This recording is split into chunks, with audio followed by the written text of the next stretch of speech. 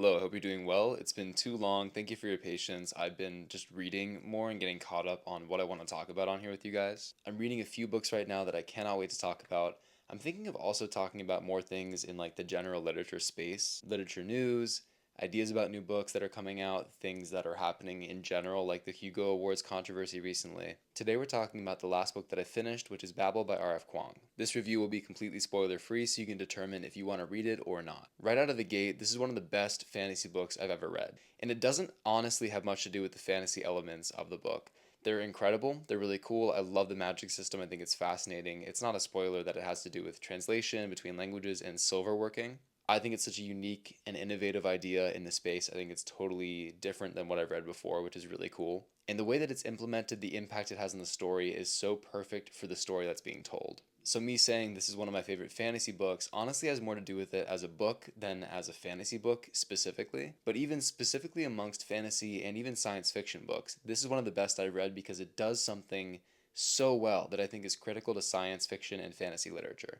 That is to take real world problems, things that are actually issues going on in the world, and comment on them through some sort of fictional vehicle, through some alteration of reality, whether it is a total high fantasy world or one or two things that are different, and make you think about the world differently. This book does that better than almost any book I've ever read. Dune is definitely the best in that realm. I think it made me think about the environment, religion, power, all these things so deeply and so differently, it changed my life and the way I saw the world. Babel's not quite on that level to me, probably because I don't necessarily relate to it on a first hand basis. I have seen amazing commentary from people who directly relate to the characters, and I think for them it might be on that level or far greater. But to me, the experience was more about understanding someone else's perspective, a different upbringing, a different cultural background than I had, and being open to that experience and learning from it as much as possible. Trying to really understand the problems that other people face and the worlds that they exist in and the challenges they're in. This book has stuck with me since I finished it, and I think it will continue to stick with me for the rest of my life, most likely. It is extremely topical, it's extremely pertinent, and whether or not you agree with the positions that the author takes within the book, I think it's worth reading because it gets you really thinking. That, to me, is what literature is all about. It's about showing a perspective, helping you understand that perspective, see through someone else's eyes, and understand their world to some extent. It's about opening your mind and broadening your horizons and helping you develop opinions on the way the world works and how it should work or should not work.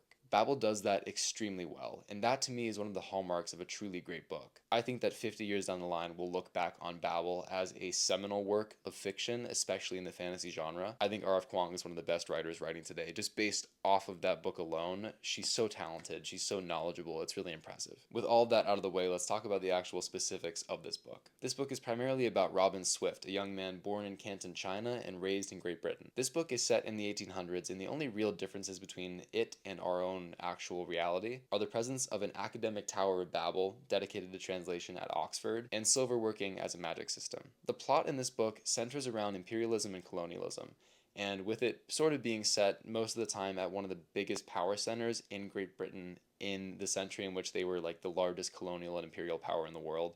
You can kind of guess where that's going. I think the plot is super well done. I think the way that personal narratives play into that larger idea and the way it's explored is excellent. The characters to me feel very real, and the characterization is by and large excellent. The first half of the book can feel kind of slow. It's very academically focused. It kind of sets up everything else that's going on in the second half of the book.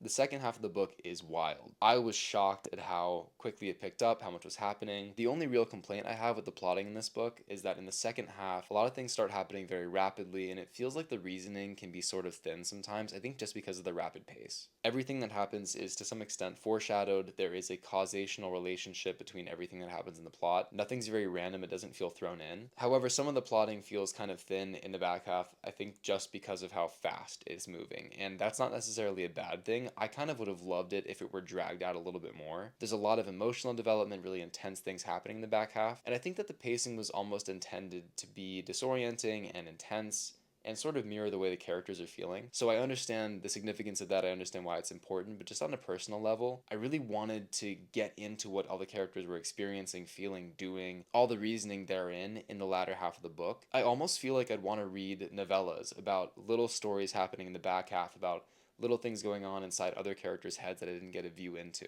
Because it's so complex, because there's clearly more history there than is being let on, because the personal webs get so complex, and in a good way, they're complex in a way that is excellent and creates good plotting and good depth to it. They're not confusing. But I do want more of those stories. I really want to know more about certain characters and why they did what they did, what was going on behind the scenes, what happened in the past. I was very curious about that. And of course, a book doesn't exist to satisfy every curiosity or every interest that every reader has. But I'd definitely be interested to see if R.F. Kuang wrote more stories about the backstory to certain things. I'd love to read those. So that's not really a complaint. Honestly, it's more of my own personal taste. And more than anything, it speaks to R.F. Kuang's excellent characterization and story building that my biggest problem with the book, honestly, my only real issue with the way the book was written, was that I wanted more. That's a very promising thing in any literature. The prose in this book is also a very interesting and significant point of discussion. You have these really interesting discourses on etymology, because words and translation are significant parts of the story, of the magic, of the world itself. Even in characterization, like, that's such a critical aspect of this book. And the explorations of etymology are so cool. I think I read some reviews where people are like, oh, that's a little pretentious. I also read reviews from actual linguists, and they were like, oh, that's nowhere near the level of academic rigor that we work with. So I think it landed pretty well in the middle. Some people were complaining that it was like too pretentious, and some people saying that it wasn't academic enough. I like those parts of the book. I thought they were great. I love the word stuff. I'm a huge nerd for that, so it was amazing to read that. There's another complaint that I saw about this book that was like, oh, the characters, despite the fact that they're in the past, sound like they're engaging in a modern day Twitter forum. I think that's a silly critique. Literature, in my opinion, does not exist to be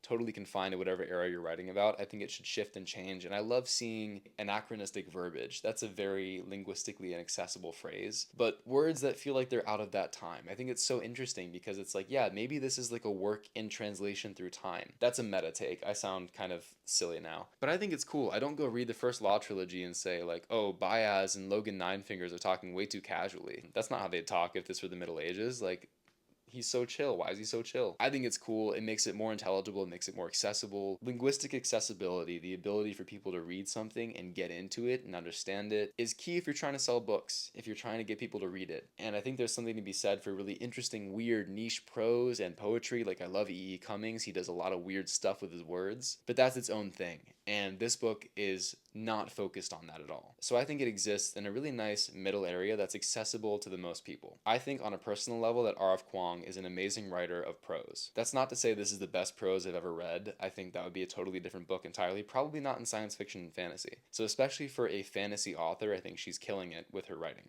So I've been talking in circles about the merits of this book. I think it's one of the best I've read in the genre. I think it's one of the best books I've read, period. It's very, very, very good. It's a very well-written book. The themes are heavy, they're intense, and they're well presented. I can't complain about any specific aspect when it comes to characterization, prose, plotting. Like, it's all well done. I would give it 2 thumbs up. I think it's excellent. That being said, you might not want to read it right now. Let me read you the full title of this book, and that'll give you an idea as to why that might be the case. Babel, or the Necessity of Violence, an Arcane History of the Oxford Translators' Revolution. This book is ultimately about the necessity of violence. It is a very well thought out, well written, well presented exploration of that idea. And I've said this about a few different books. I said this about Dune.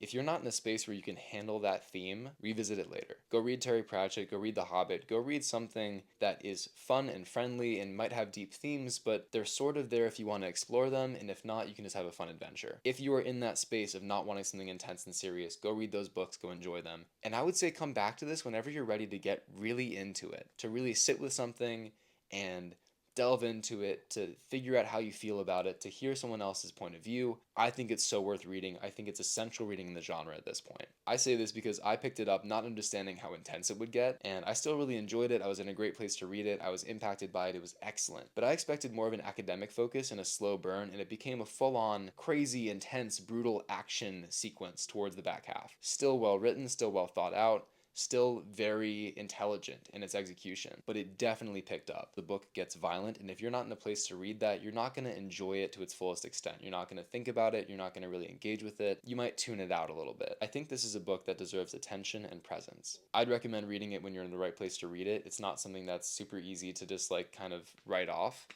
It'll have an impact on you. And that's an impact that I think is definitely worth exploring. So, have you read Babel? What did you think? Are you planning on reading it now? Let me know your thoughts. Thank you so much for being here, and as always, happy reading.